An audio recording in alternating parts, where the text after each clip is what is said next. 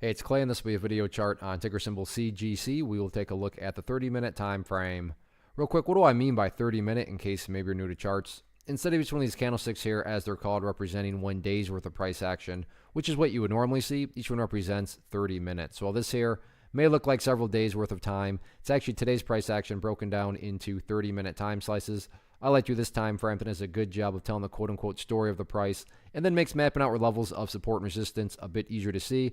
I don't mean to state the obvious, but I will anyways. Very nice movement today, not only from the price action perspective, but you look down here at the volume and well above average volume on the day. So a lot of eyeballs on this one. So let's map out some areas of support and resistance going into next week. First area of support is what I would call the ideal level. When we say, Clay, what would make this chart look the absolute strongest going forward? And that would be if the price could stay up here above 49.25. Now, don't get me wrong. If the price falls below 49.29, or excuse me, 49.25, I'm not saying the entire chart's destroyed or ruined or anything like that. But yeah, if the price could manage to stay up above that level, that would certainly be a huge sign of power going forward.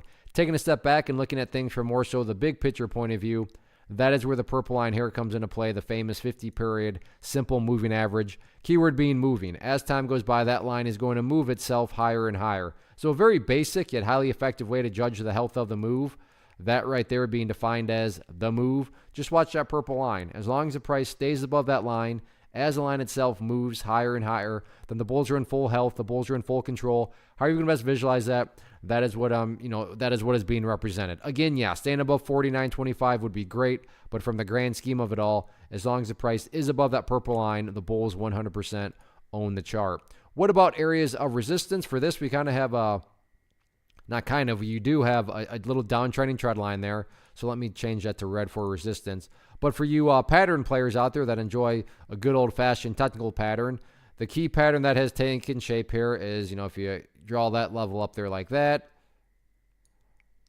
we call that a nice bull pennant pattern. If you're a golfer, just put the golf hole down there. And there you go. There's your pennant right there. So bull pennant, if you're trying to, impress some of your friends this weekend, just let them know that CGC on the 30-minute time frame is in a bull pennant pattern, and I promise you they will be very impressed. But overall, nice movement today. Good solid volume. It'll be very interesting to see if you can get the technical pattern breakout next week or not.